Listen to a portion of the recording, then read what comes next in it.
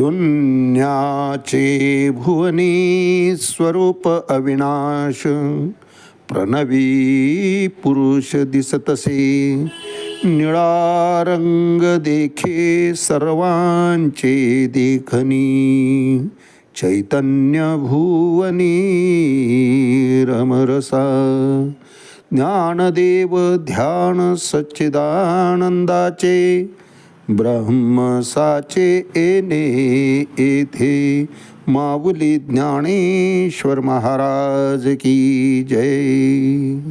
एक तरी ओवी अनुभवावी या ज्ञानयज्ञात आपण श्रीमद भगवद्गीता अध्याय 8 अक्षर ब्रह्मयोग यातला श्लोक क्रमांक 3 आणि माऊलींनी या श्लोकवर ज्ञानेश्वरी 8व्या अध्यायामध्ये 22व्या क्रमांकाच्या ओवीनं केलेलं भाष्य याचं आज आपण चिंतन करणार आहोत.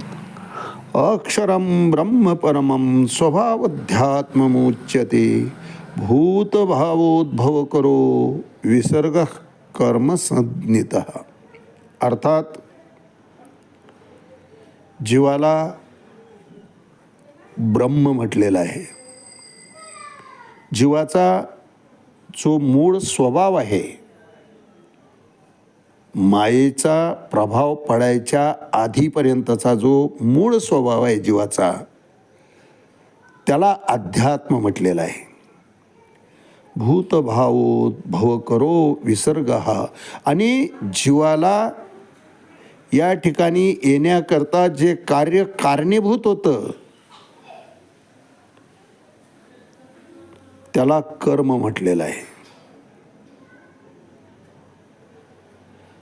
जीवाला ब्रह्म म्हटलंय, परब्रह्म म्हटलेलं नाही. आणि परब्रह्म कधीच जीव होऊ शकत नाही. जीवाला निरनिराळ्या प्रकारच्या स्थिती धारण कराव्या लागतात, योनी धारण कराव्या लागतात. कारण जीवदशेला येण्याकरता त्याचं कर्मफळ शिल्लक असतं, संचित शिल्लक आहे. ते क्रियमान करण्याकरता जीवाला या भूतळी, या मृत्यूलोकी यावंच लागतं. जीव, संत आणि भगवंत या तिन्हींचं येण्याचे वेगवेगळे कारण आहेत महाराज. जीवाला यावंच लागतं. अगा कर्मे जे उरावे, तै तीही सुखदुःखी फळावे, तया ते भोगावया यावे देहा एका. देहाची निर्मिती मूळ भोग भोगण्यासाठी आहे. सत्कर्म केलेले असतील तर सुख रूपानं, अर्थात ते भासमयच आहे. आणि वाईट कर्म केलेले असतील, अधर्मी कर्म केलेले असतील तर दुःख रूपानं जीवाला ते भोग भोगावे लागतात, भोगावेच लागतात. संत मात्र येतात. बुडते हे जग न देखवे डोळा, म्हणून कडवळा येतसे. जग जर अधोगतीला जायला लागलं तर समाजाची, या मनुष्य योनीची अधोगती संतांना पाहवली जात नाही. म्हणून खरं तर भगवंत संतांच्या रूपानं येतं. कारण सगळेच कार्य भगवंत करू शकत नाही. आपल्या पराशक्तीनं जीव, संत, देवदेवता, पंचमहाभूत, देव हे सगळे भगवंत पराशक्तीनं निर्माण करत असतात. आम्ही वैकुंठवासी आलो याची कारणाशी, बोलिले जे ऋषी साच भावे वर्ताया. जनसामान्यांमध्ये सत्कर्माचं, सद्विचाराचं, सत्संगाचं बीज रोवण्याकरता, ते संस्कार करण्याकरता संत येत असतात. आणि नुसते बोलत नाही, उपदेश करत नाही. महाराज कृतीने करून आधी केले मग सांगितले या उक्तीप्रमाणे संत आपल्या आचरणातून आदर्श जगतापुढे ठेवत असतात. म्हणून संत येतात, त्यांना आणण्याची गरज पडत नाही. भगवंताला मात्र आणावं लागतं. ते डिक्लेअर करावं लागतं की आता अधर्म किंवा अधर्मी दुर्जन हे इतक्या शक्तीनिशी वाढले आहे की संतांचा उपदेशसुद्धा त्यांना आता कामी पडत नाही. महर्षी नारद महाराजांनी कंसालाही उपदेश केलेला आहे, रावणालाही उपदेश केलेला आहे, हिरण्यकश्यपूला सुद्धा उपदेश केलेला आहे. परंतु संत वाणी ऋषीमुनींचं न ऐकण्या इतके जर ते प्रबळ दुर्जन असतील, संतांच्या उपदेशाचाही त्यांच्यावर परिणाम होत नसेल, तर भगवंताला यावं लागतं. आणि भगवंत आलेत की आपलं एकसूत्री कार्यक्रम असतो त्यांचा. भक्ता राखी पायापाशी दुर्जनाशी संहारी, हा एकसूत्री कार्यक्रम असतो. अभय द्यायचं, सज्जनांना अभय द्यायचं, साधू संतांना अभय द्यायचं, आणि दुर्जन दुरुस्त करायच्या भानगडीत पडत नाहीत भगवंत. विनाशायस्य दुष्कृताम, गीतेमध्ये 4थ्या अध्यायामध्ये भगवंत सांगतात की यदा यदा हि धर्मस्य ग्लानिर्भवति भारत अभ्युत्थानम अधर्मस्य तदात्मानं सृजाम्यहम्. मी काय उगाउगी येत नाही अर्जुना.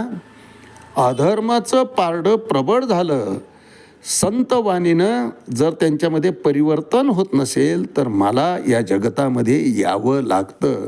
आणि आल्यानंतर काय करतो तर भगवंत सांगतात परित्राणाय साधूनाम,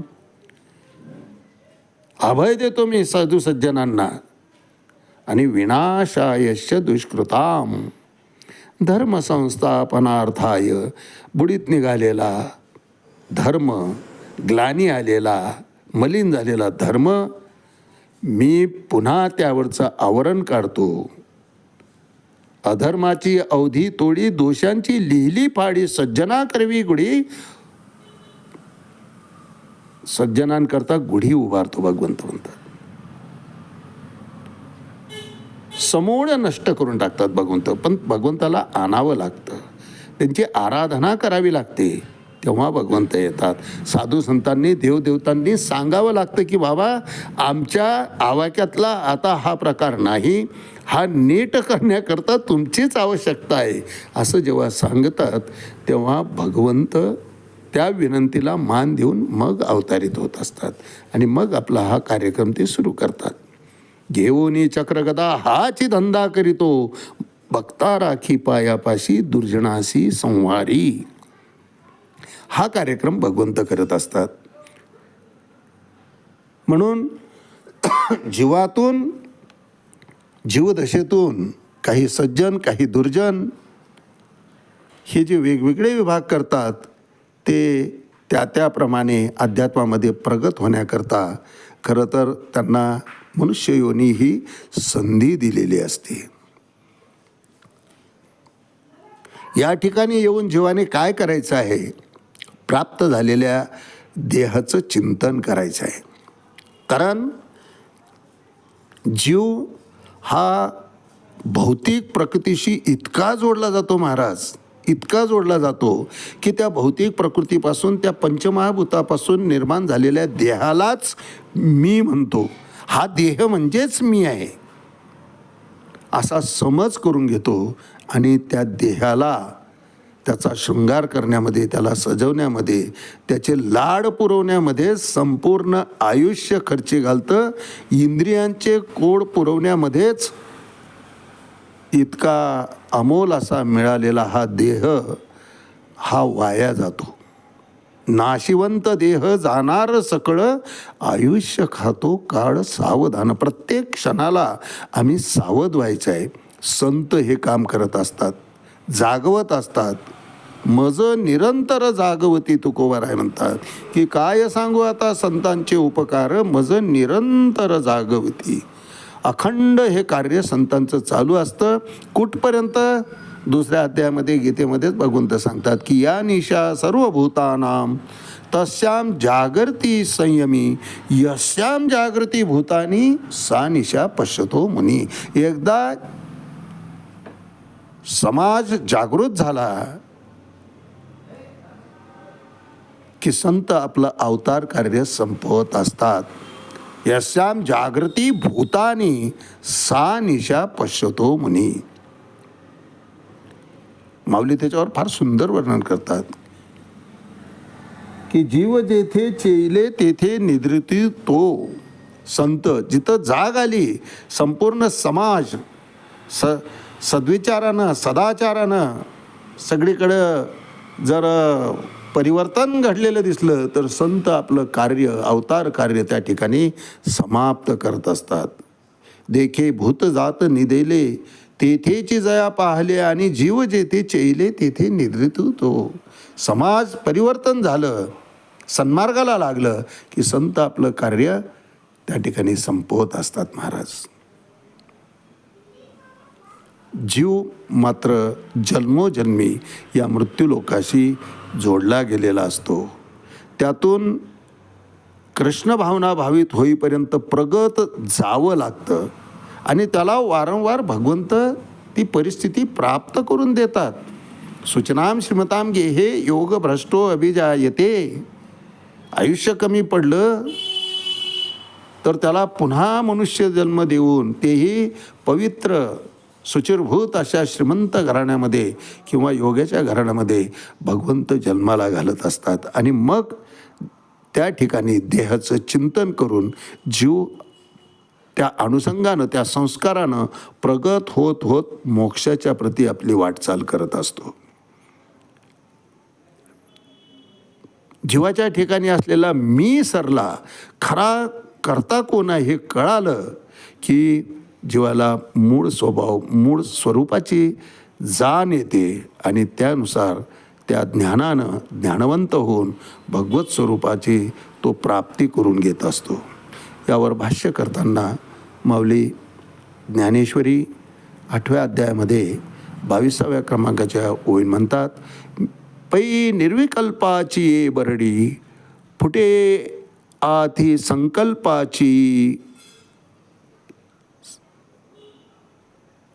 संकल्पाची विरुढी आणि ते सवेची मोडून ये ढोंडी ब्रह्मगोडकांच्या. अर्थात कल्पनातील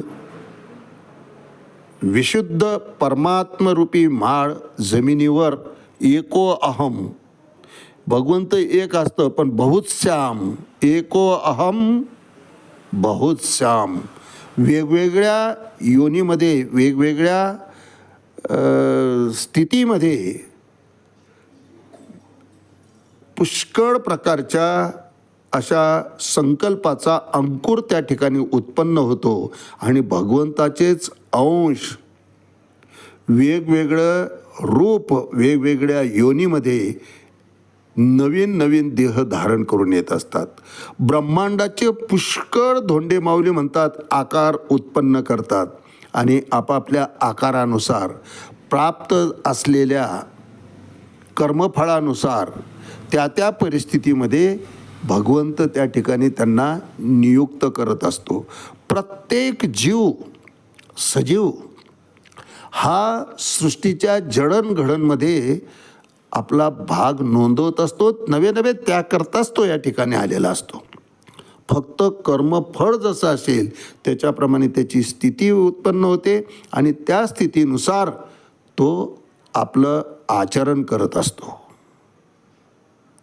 सिंह हा मांसच भक्षण करणार, हरिण घोडा हे झाडाची पानपत्ती खाऊन राहणार. प्रत्येकाचा आहार वेगळा विहार वेगळा आणि त्या आहारानुसार त्या त्या मार्गात ते जीव प्रगत होत जातात आणि सृष्टीच्या संतुलनाकरता या सगळ्यांचीच भगवंताला गरज असते.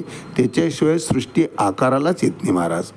संहार उत्पत्ती जितकी आवश्यक आहे तितका संहारही तितकाच गरजेचा आहे. जर संहाराचं कार्य प्रकृतीनुसार भगवंताने करून घेतलं नसतं तर आज पृथ्वीवर पाय ठेवायला जागा राहिली नसती महाराज. म्हणून उत्पत्ती पालन आणि संहार तिन्ही गोष्टी ह्या तितक्याच सृष्टीच्या जडणघडणकरता गरजेच्या आहेत. म्हणून या ठिकाणी माऊली म्हणतात की पै निर्विकल्पाची ये बरडी, बरडी म्हणजे या माड रानावर फुटे आधी संकल्पाची विरुढी, विरुढी म्हणजे अंकुर, अंकुर सुटतो आणि वेगवेगळे संकल्प घेऊन जीव या ठिकाणी मृत्यूलोकामध्ये देह धारण करून येत असतो. आणि ते सवेची मोडून ये ढोंडी, ढोंडी ते दगडं, ते आकार प्राप्त झालेले, ब्रह्माने निर्माण केलेले, भगवंताने निर्माण केलेले सगळे साचे ब्रह्ममालिकांच्या, ब्रह्ममालिका ही असते. भगवंत एक अनेक रूपामध्ये या ठिकाणी अवतरित होत असतात. अंश रूपानं प्रत्येक जीवाच्या ठिकाणी, परमात्मा रूपानं, जीवरूपानं प्रत्यक्ष परमात्माच तो असतो. पै निर्विकल्पाची बरडी फुटे आधी संकल्पाची विरुढी, आणि ते सवेची मोडून ये ढोंडी ब्रह्ममाडकांच्या, ब्रह्मगोडकांच्या. आज याच ठिकाणी थांबूया. रामकृष्ण हरी. पुंडलिक वरदा हरी विठ्ठल. श्री ज्ञानदेव तुकाराम पंढरीनाथ भगवान की जय. माऊली ज्ञानेश्वर महाराज की जय. जगद्गुरु तुकाराम महाराज की जय. शांती ब्रह्म एकनाथ महाराज की जय. आदि शक्ती मुक्ताबाई की जय.